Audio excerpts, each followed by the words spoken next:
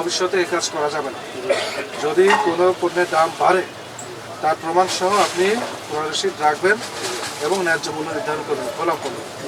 আর মোড়কজাত পণ্যে অবশ্যই এটার গায়ে এমআরপি লেখা আছে, তার চেয়ে 1 পয়সাও বেশি নেওয়া যাবে না। ইভেন দাম চাওয়া যাবে না, প্রস্তাব করা যাবে না।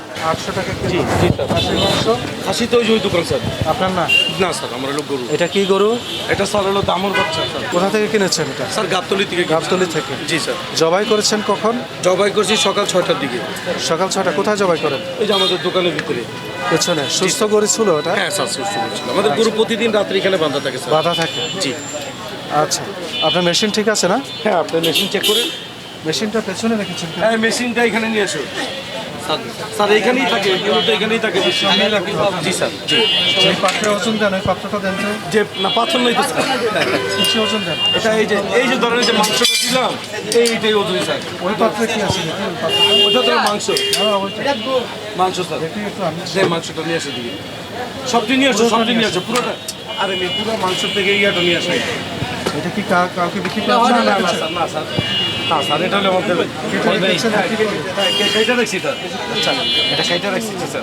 ভোক্তাকে যখন কেটে দিবেন জি স্যার। তার সামনেই দিবেন। জি।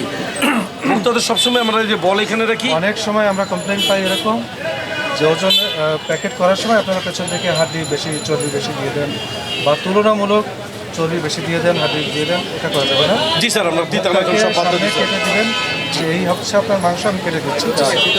এখানে আমরা ফলমূলের দোকান থেকে শুরু করে কাঁচা শাকসবজি, মাছ, মাংস এবং মুদি দোকান, মোটামুটি সবগুলো দোকানেই আমরা পরিদর্শন করেছি।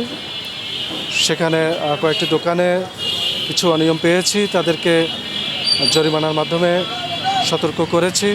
যারা সৎ ব্যবসায়ী আছেন তাদেরকে নির্দেশনা দিলে ওনারা শুনেন এবং নিজেরা সঠিকভাবে ব্যবসা পরিচালনা করে থাকেন।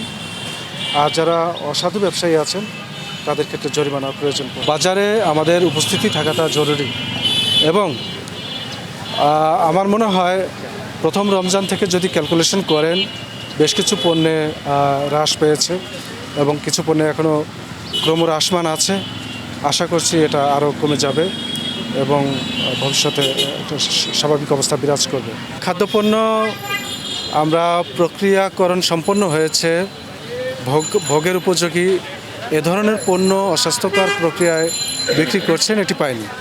তবে কিছু কাঁচা পণ্য যেমন মাছ, মাংস, সেগুলো কাটার জন্য ওখানে ব্যবস্থা আছে, গরুর মাংস কাটার জন্য ব্যবস্থা আছে।